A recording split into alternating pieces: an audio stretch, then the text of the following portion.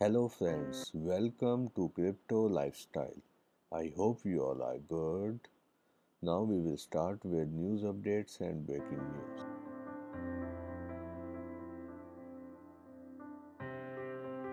Telegram set to build crypto exchange in response to FTX collapse. Telegram ने कहा है कि हम अब डिसेंट्रलाइज्ड टूल्स की तरफ काम कर रहे हैं जिसमें नॉन कस्टोडियन वॉलेट्स हैं, डिसेंट्रलाइज्ड एक्सचेंज है, ताकि हम अपने जो यूज़र्स हैं उनको फैसिलिटेट कर सकें और जितनी भी क्रिप्टो इंडस्ट्री के यूज़र्स हैं ताकि डिसेंट्रलाइज्ड जो एक्सचेंजेस के ऊपर फ्रॉड्स होते हैं वो ना हो सके। Brazil's Chamber of Deputies approve bill that legalize crypto payments. Brazil के जो लॉ मेकर्स हैं उन्होंने बिल अप्रूव कर दिया है ताकि बिटकॉइन और उसके जितने काउंटर पार्ट एसेट्स हैं उनको वो मीन ऑफ पेमेंट्स यूज़ कर सकें और इसके लिए उन्होंने अपने प्रेसिडेंट को साइन करने के लिए वो लॉ भेज दिया है और जैसे ही उनके प्रेसिडेंट साइन कर देंगे ये लॉ पूरे मुल्क में उनके लागू हो जाएगा, इम्प्लीमेंट हो जाएगा। Nexo secures registration in Italy.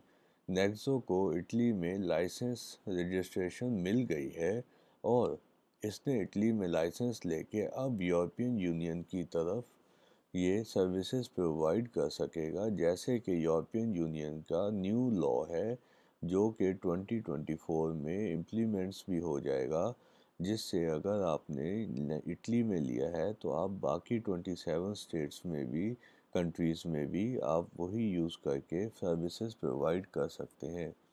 Crypto exchange Binance, Coinbase और crypto.com ने भी इटली में लाइसेंस लिए हुए हैं।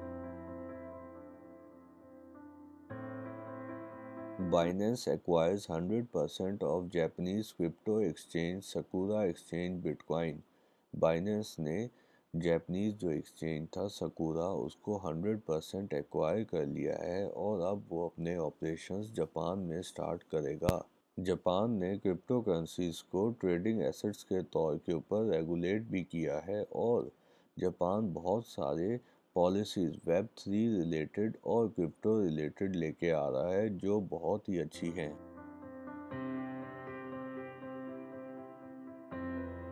Gemini gets regulatory green light in Italy, Greece aimed lending heads.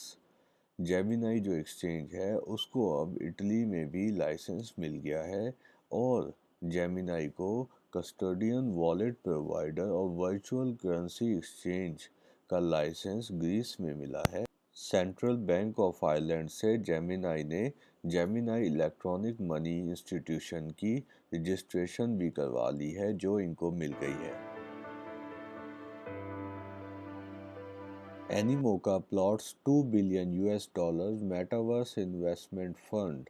एनीमोका जो है उसने कहा है कि वो नेक्स्ट ईयर से इन्वेस्टमेंट शुरू कर रहा है और वो $2 बिलियन की इन्वेस्टमेंट मेटावर्स कंपनीज में करेगा और इसमें ये डेवलप करेगा इकोसिस्टम को और ज़्यादा से ज़्यादा अपॉर्चुनिटीज़ इन्वेस्टर्स के लिए लाएगा ताकि वो इजीली एक्सेस कर सकें वेब 3 कंपनीज़ को। एनिमो का ब्रांड जो है वो बहुत ही एक्टिव है और बहुत इन्वेस्टमेंट कर रहा है वेब 3 और वेब 3 बेस्ड ग्रुप्स के ऊपर। Samsung investment arm got burned by FTX meltdown. Samsung की जो इन्वेस्टमेंट कंपनी थी सैमसंग नेक्स्ट उसने इन्वेस्टमेंट की थी एफटीएक्स में और वो सब लॉस में चली गई है जैसे कि दूसरी कंपनियों के साथ हुआ है और सैमसंग ने कहा है कि इससे हमारे ऊपर कोई असर नहीं पड़ता क्योंकि ये इतनी ज़्यादा बड़ी अमाउंट नहीं है और जो अमाउंट अप्रॉक्सीमेट आई है वो है $420 मिलियन। सैमसंग की जो कंपनी है सैमसंग नेक्स्ट वो जो इन्वेस्टमेंट्स कर रही है वो 6 फील्ड्स हैं: artificial intelligence, fintech, health care, infrastructure, media take और blockchain. Sony launches motion capture wearables for the metaverse. Sony अब लॉन्च कर रहा है मोकोपी। ये एक वेयरेबल मोशन ट्रैकर सेंसर है जो कि यूज़र्स की मूवमेंट को ट्रैक करेगा और वर्चुअल एवटार और मेटावर्स के ऊपर या वर्चुअल वर्ल्ड के ऊपर उसको भेजेगा। ये जो बैंड है ये वेयरेबल होगा, आप पहन सकते हैं और ये स्मार्ट एप्लीकेशन और सॉफ्टवेयर के थ्रू कंट्रोल में आएगा और रिकॉर्ड किया जाएगा। ये मोकोपी जो है वो VTubers, creators, animation production के लिए बहुत अच्छा है और ये जापानीज़ मार्केट में प्रोडक्ट जनवरी 2023 में आ जाएगा, जिसकी प्राइस $357 है। Swiss crypto bank SEBA bank expands to Hong Kong. Switzerland का जो सीबा बैंक है वो अब हांगकांग में अपना ऑफिस खोल रहा है, जहां वो कंसल्टेंसी सर्विसेज, मार्केट रिसर्च और स्ट्रेटेजिक पार्टनर्स के साथ काम करेगा और अपनी सर्विसेज प्रोवाइड करेगा। और स्विट्ज़रलैंड का ये जो बैंक है उसने पहले अबू धाबी में भी फरवरी में अपनी ब्रांच खोली थी। हांगकांग को देखा जाए तो वो क्रिप्टो इंडस्ट्री में बहुत ज़्यादा इंटरेस्टेड है और आगे इसमें जाना चाहता है। FTX के कोलैप्स के बाद भी ये नेगेटिविटी इनमें नहीं आई और ये पॉजिटिवली अपना आगे बढ़ रहे हैं।